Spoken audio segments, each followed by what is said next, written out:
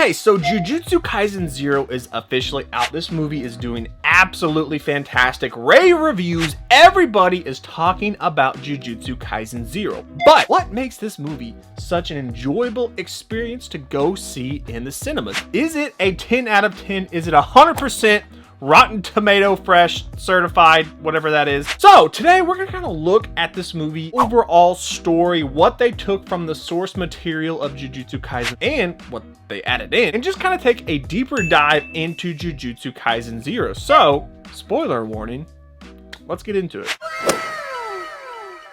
Okay, just to lay down a foundation for this discussion, let's look at the source material of Jujutsu Kaisen 0. In and of itself is a beginning and end story about Yuta Okatsu. And that is really what makes this story of Jujutsu Kaisen 0 so impactful. It has its own main protagonist, which really is an interesting thing for this particular series, where it in fact does have two main protagonists. That has Yuta Okatsu and Yuji Itadori. Both completely different personalities. Yuta is shy, reserved, a lot of anxiety. Yuji is gung-ho, confident, guns a-blazing. But what they do have in common is that they are both possessed by curses. Rika, the queen of curses, and Sukuna, the king of all curses. So their stories really are parallel. And it makes Jujutsu Kaisen 0 such an interesting thing to look at just from a longtime anime fan, because we've never had an anime movie experience like this before, where the main character of a series in Jujutsu Kaisen Season 1 is nowhere to be found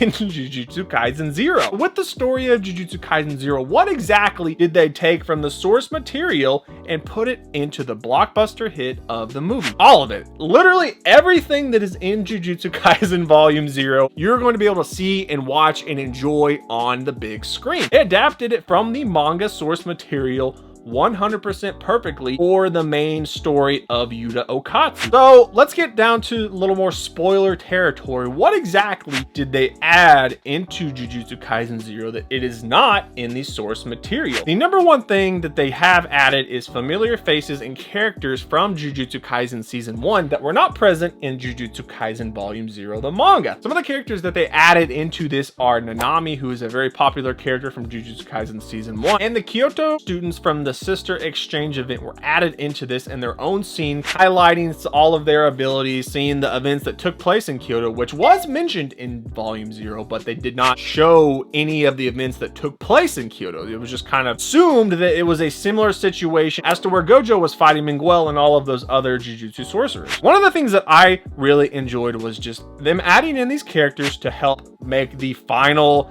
big battle as epic as possible. Not only was the fight between Gojo and Miguel absolutely blockbuster hit, awesome, but adding Nanami and his multiple Black Flash attacks on the screen with his 710 score, his actual OST music was added into this movie. So it really was like highlighting specific moments for these characters for fan service for people that were fans of these characters. And then when we cut to Kyoto during the final battle, where all of those students are facing off against the cursed spirit, and we kind of see each of them get their own little highlight of showcasing their abilities. And it's just a really cool touch, because a lot of these characters after Season 1 became extremely popular. So this movie's responsibility was to fan service to people, and I know that can be a bad term, but I'm really not meaning it negatively here. Really service the fans that paid money to go see this movie that enjoy characters from Season 1, because Yuji and Megumi and Nobara are not in this movie, so they had to do everything they could to keep the integrity of the story and allow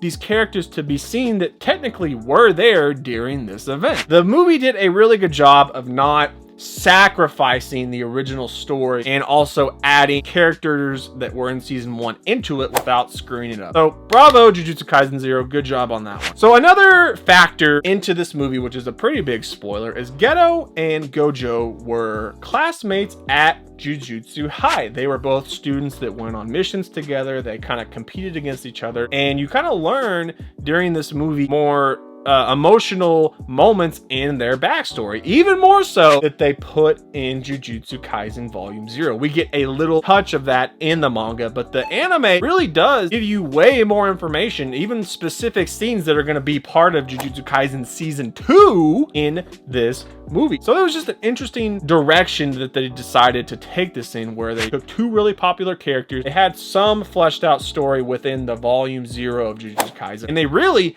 had to push this forward and get it into the forefront of people's minds, like, hey, this is going to be a big thing that's happening, get ready, get hyped for Season 2. So those are really just the main differences between the Volume 0 of Jujutsu Kaisen 0 and the movie. It's all in one, the same shot for shot. They added in the new characters, and they added more details within Geto and Gojo's backstory, just so you kind of understand more as we get ready for Season 2 in 2023. The after credit scene of Jujutsu Kaisen 0 is really interesting. I love how all throughout Season 1, Katsu's teased he's this mysterious second year that we don't know anything about, and Yuji and Megami and Nobara have no clue who this character is. So it was really cool that they just decided to add this scene overseas with Yuta and Miguel at the restaurant in Kenya, and having Gojo come in and just the shock, because Miguel is one of Geto's subordinates and he's having dinner with Yuta. They're exchanging a meal together. So seeing Gojo come in and just the quirky interactions that they have was really cool. And it's a good way to tie in everything with Season 1,